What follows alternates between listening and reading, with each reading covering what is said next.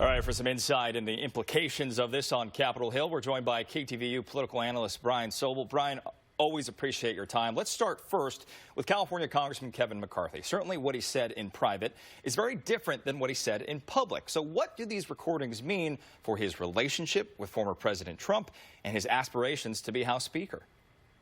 Greg, you've covered politics for a lot of years, and you know things that are said publicly may be very different from what's said privately. And I think McCarthy, was trying to maintain order in the Republican Party around the whole Trump issue, and at the same time trying to convey privately that he was upset and that the president may have admitted some role in this. And I don't think at the end of the day, Greg, he gets punished for this. I think there are a lot of people in the Republican Party in Washington, D.C. That were appalled by what happened on January 6th. And McCarthy was clearly evidencing that in his private remarks. Yeah, Brian, taking sort of a bigger picture view here. Mr. Trump recently pulled his endorsement of Alabama Congressman Mo Brooks because Brooks said it's time to move on from the 2020 election. What does that sort of litmus test tell you about Mr. Trump's role in the Republican Party moving forward? We're going to know a whole lot more in the midterms. And we're going to see who he has supported and where he has supported them, and how the Republicans do generally across the country.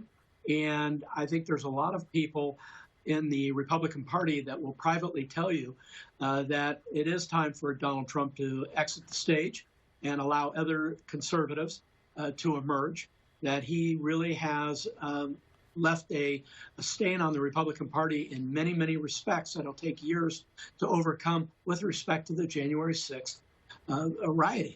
He has not taken full responsibility for that or any responsibility for it. And there are Republican legislators who I've spoken with who really would very much like to distance themselves from him. Some fear that there would be backlash. Others just believe time will take its toll on Donald Trump. Yeah, Brian, you mentioned the midterms. Many have predicted a red wave. Could we potentially see a butting of heads between Trump loyalists like Marjorie Taylor Greene, who we just mentioned, versus traditional conservatives? And what will that tell us about the future? It'll be interesting to see, Greg, whether they can all coalesce around one idea, and that is taking control of the House of Representatives, job one for Republicans. If they can do that, these things like what McCarthy may have said or what other people may have said will go by the wayside, because they now control and become heads of committees and everything else in the Congress of the United States. Brian, I only got a little bit of time left, but if you were in Kevin McCarthy's ear, what do you tell him right now?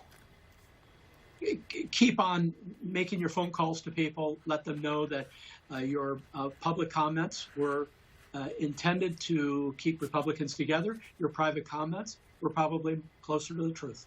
Very good. KTVU political analyst Brian Sobel. Brian, always appreciate you joining us. Have a great weekend. You too, Greg. Take care.